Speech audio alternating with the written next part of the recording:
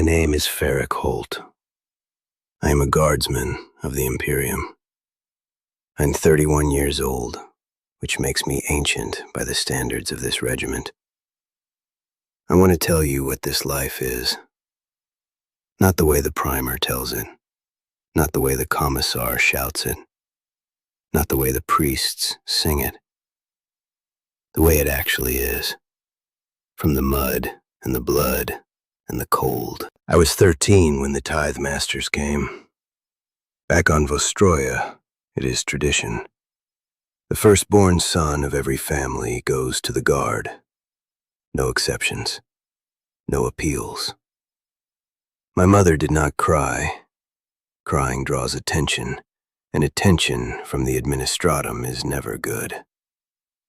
My father pressed a small iron aquila into my hand and told me to keep the emperor close.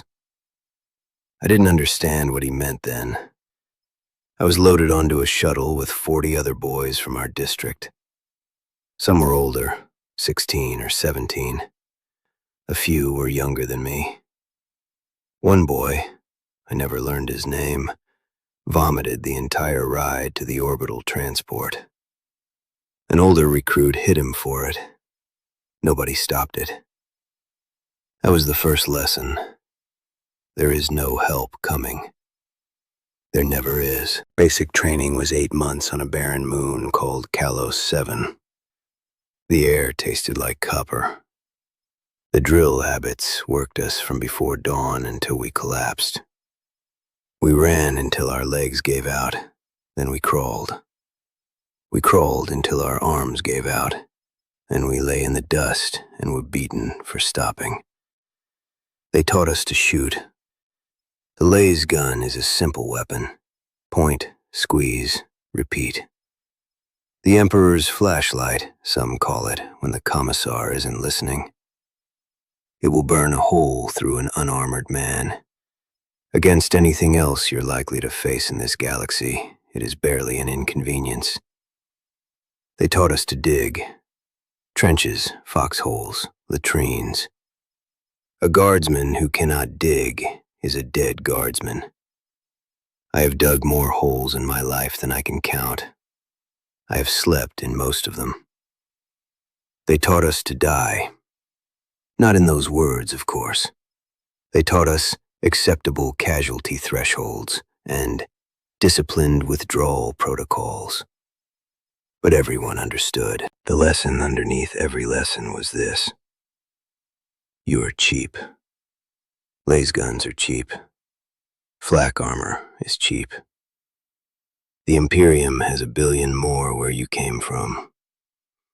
Of the 40 boys from my district, 29 made it through training. The rest were dead, crippled, or reassigned to penal battalions for failures I don't care to remember. People think war is all gunfire and charging and screaming. It isn't. War is waiting. Weeks in the belly of a troop transport, packed in so tight you can smell the man 3 rows down. Months in garrison on some gray world you've never heard of, guarding a supply depot that nobody attacks. Your boots rot. Your rations taste like cardboard soaked in promethium. You play cards with the same men until you know every twitch of their face, every tell, every lie. Then one day the orders come, and everything changes in an instant. My first engagement was on Cresa, a hive world near the segmentum obscurus, or concursion. The briefing said it would be a mop-up operation. They always say that. It never is. We dropped into the lower hive at 0300 local time. It was dark, and it stank, and the corridors were so narrow you couldn't fire without hitting the man in front of you. The orcs were already there. They were bigger than anything the primer described. The primer says they are xenos of limited intelligence, easily scattered by disciplined volley fire. The primer is a lie. The first orc I saw tore Sergeant Massick in half. not killed, tore in half, with its hands. Masick was a big man, a veteran of 6 years. It didn't matter. The thing grabbed him and pulled, and there were 2 pieces of what used to be my sergeant on the ground. I fired.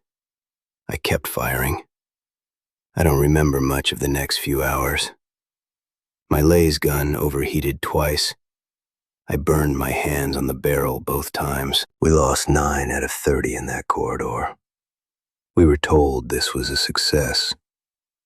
On Nevaris, we fought cultists, people, humans who had turned to something else. They looked like us. Some of them were wearing civilian clothes, factory uniforms, children's school garments. They came at us screaming words that made your teeth ache and your vision blur. The commissar told us they were no longer human. I believed him, because I had to. After the battle, the Inquisition arrived. They rounded up everyone in the settlement, fighters and civilians alike, and put them into black transports. We were ordered to move on and speak of it to no one. Guardsman Petya asked what would happen to the civilians. He was reassigned to a penal battalion the next day. We never saw him again. On Velis 4, we encountered something worse. I won't describe it. I can't. The primer doesn't mention them. The officers pretended they didn't exist. All I'll say is that reality is thinner than you think, and there are things on the other side that are hungry. 30 men in my platoon saw what happened in that valley. 18 survived the fighting. After the battle, the Inquisition mind-scrubbed 12 of them. The rest of us were deemed sufficiently stable. I still dream about it. I will always dream about it. I should tell you about the good things, too. There are good things, even here. Corporal Yannick shares his low sticks even when he's down to his last 3. Trooper Daria can fix anything. Laser guns, vox casters, field stoves, morale. She tells jokes so bad they circle back around to being funny. Sergeant Gelt has kept us alive through 4 campaigns by knowing exactly when to ignore stupid orders and exactly how to make it look like he followed them. These people are my family now, not by blood, but by mud and fire and shared misery. I would die for any of them. Some of them will die for me. That's not bravery. That's just how it works. When everything else is taken from you, your home, your name, your future, the man standing next to you is all you've got. We share rations, we share blankets, we share lies about what we'll do after the war, even though we all know there is no after. The war doesn't end. It just moves. I served under 11 commanding officers. 3 were competent. 2 were genuinely good men who cared about their soldiers. The rest were nobility who bought their commissions, bureaucrats climbing a ladder, or zealots who measured success in bodies spent.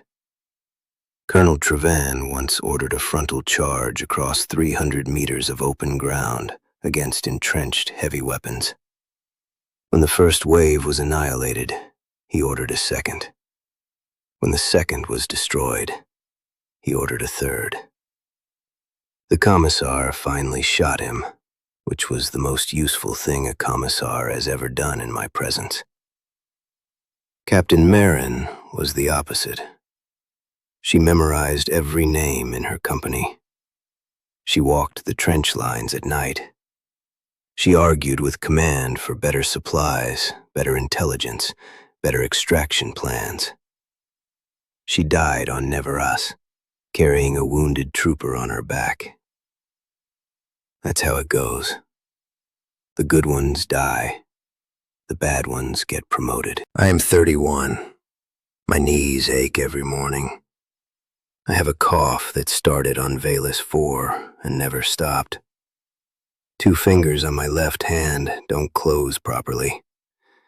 Shrapnel on Cressida. I have burns across my back from a near-miss plasma leak on the transport Blade of Resolve. One of my ears rings constantly. The medic says it's nerve damage. He says it like it's a weather report. I have watched the young replacements arrive, and I see myself in them. The wide eyes, the stiff new flak vest, the way they hold their laser guns like they're afraid of them. I want to tell them something useful, something that will keep them alive. All I can think to say is, stay low, dig deep, and don't get attached to anyone. I say it anyway. They never listen. I didn't either. The priests tell us he protects. The primer tells us he watches. The commissar tells us he demands. I don't know what the emperor is. I've never seen a miracle. I've never felt divine light. I've seen good men die screaming and bad men die peacefully, and none of it seemed like part of any plan. But I'll tell you this.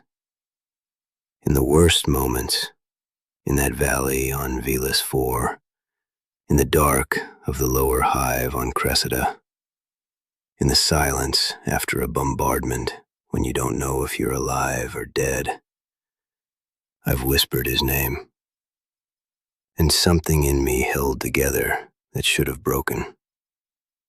Maybe that's faith. Maybe it's just stubbornness. Out here, I'm not sure there's a difference. The truth is this.